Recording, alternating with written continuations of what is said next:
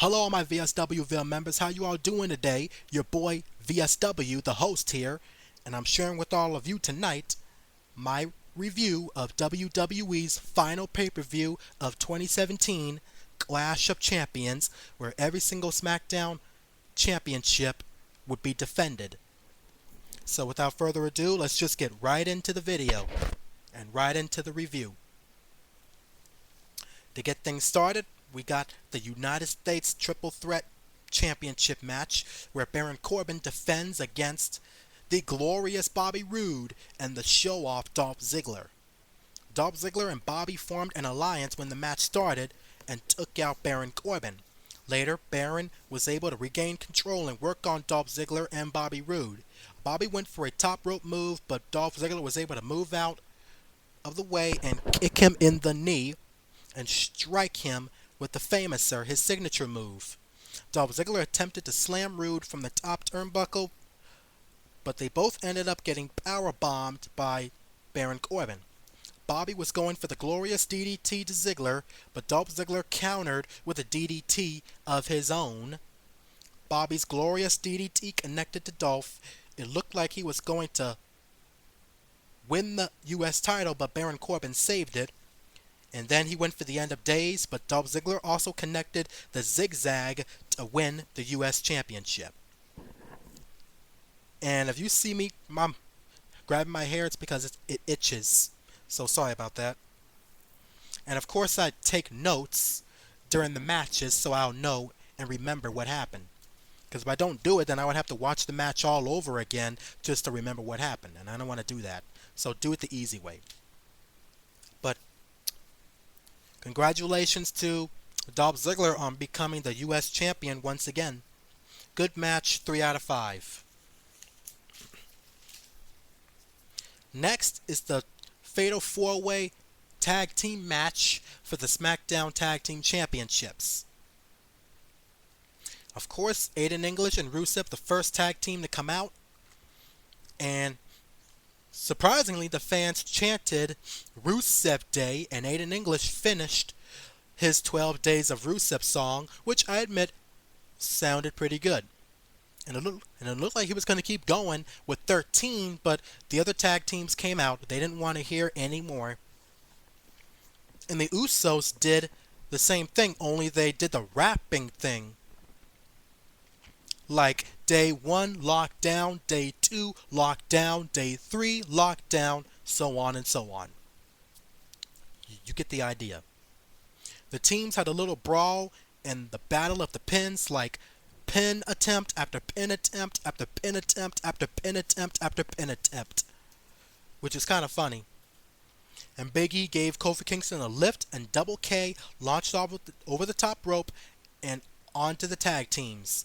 Big E and Kofi got an Uso and Shelton Benjamin from the 3 corners, but Rusev got up and kicked Kofi before they could even do him.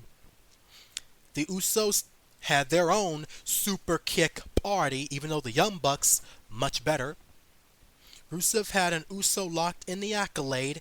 It looked like they were going to win the championship, him and Aiden English, but Big E saved it.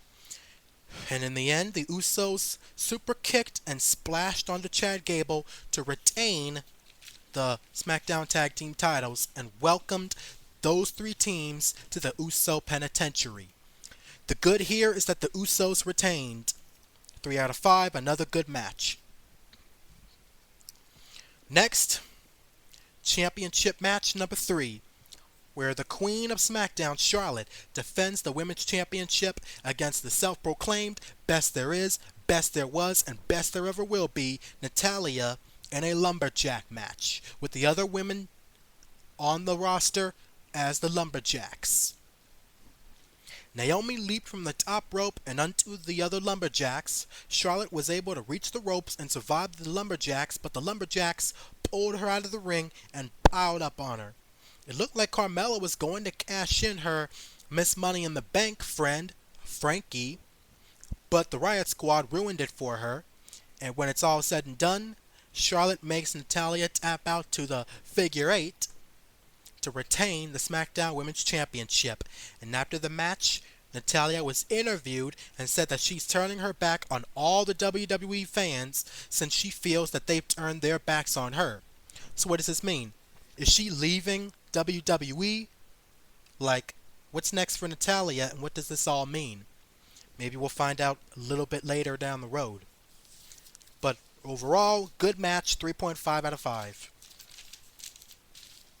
Next is a very short tag team match where Tyler Breeze and Fandango, known as Breezango slash the Fashion Police, going up against the unstoppable Harper, Rowan, Bludgeon Brothers.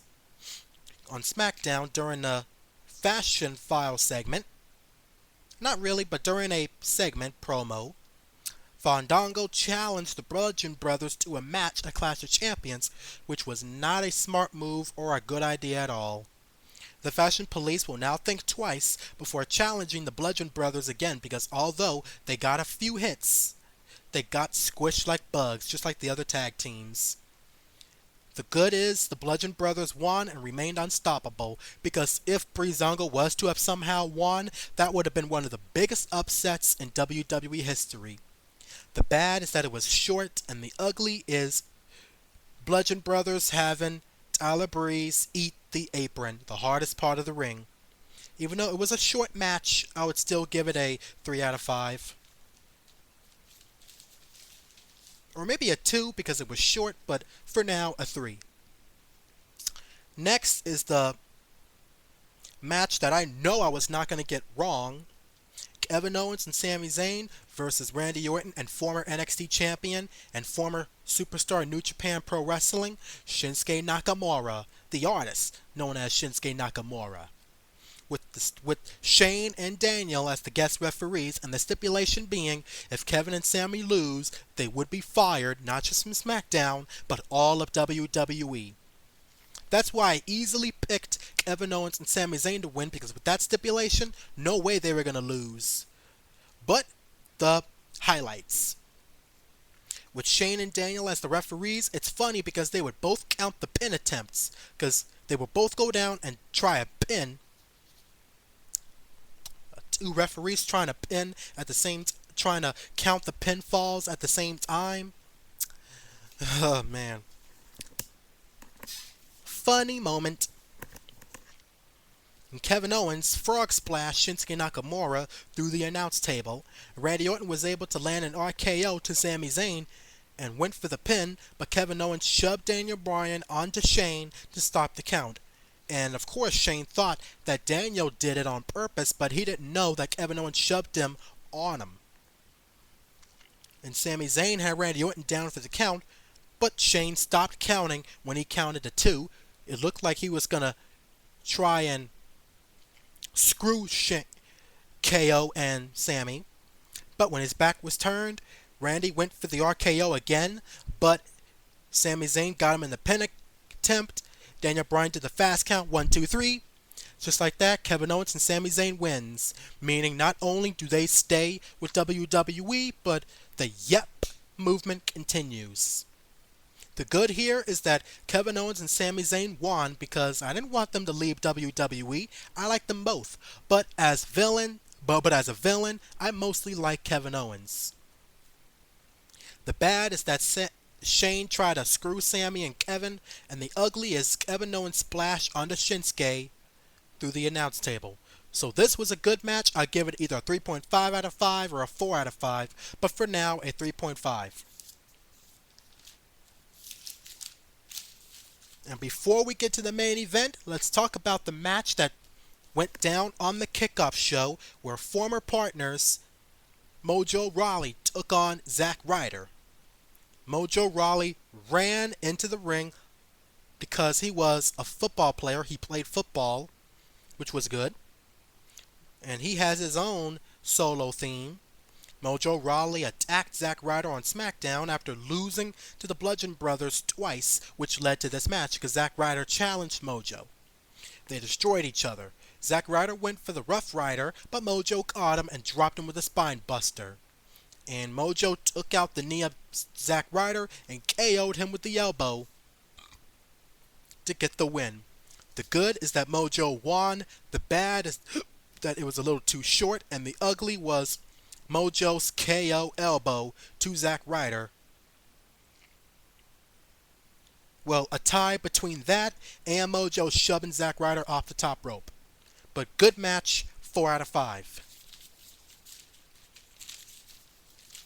And on to the main event, where w, the WWE Champion, the phenomenal AJ Styles, defended against the modern-day Maharaja,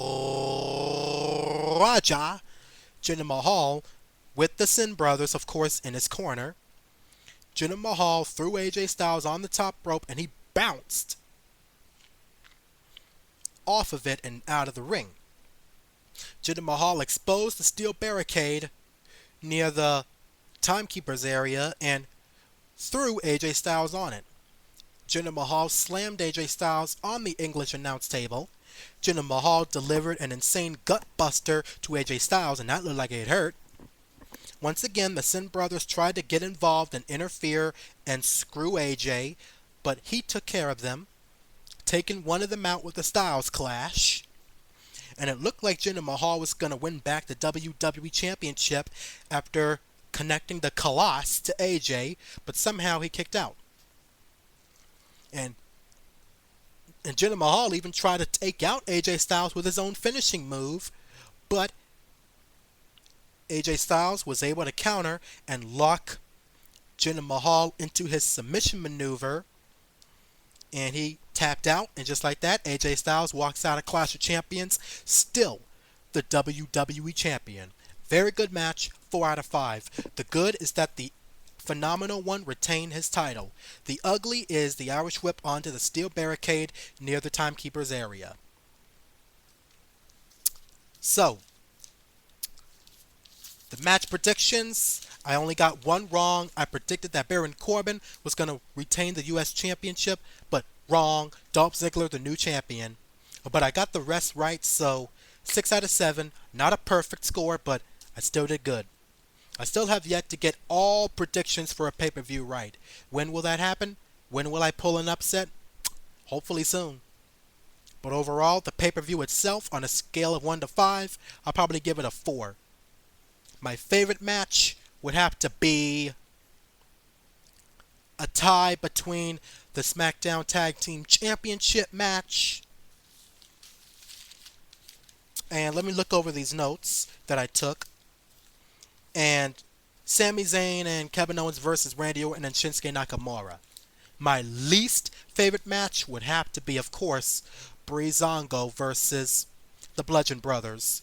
Even though the Bludgeon Brothers did a great job and they dominated Breezango, it was still kind of short. But that's my review of the final WWE pay-per-view of the year, known as Clash of Champions.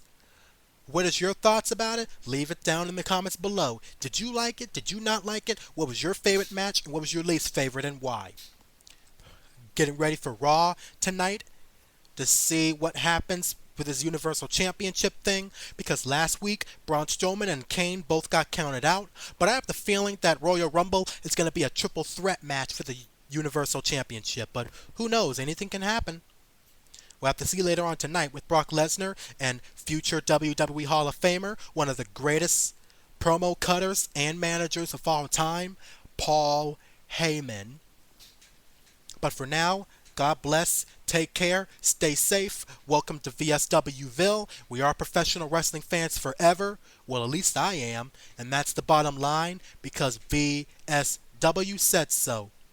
And speaking of which, happy birthday to my favorite WWE champion of all time, Stone Cold Steve Austin. Oh yeah. What?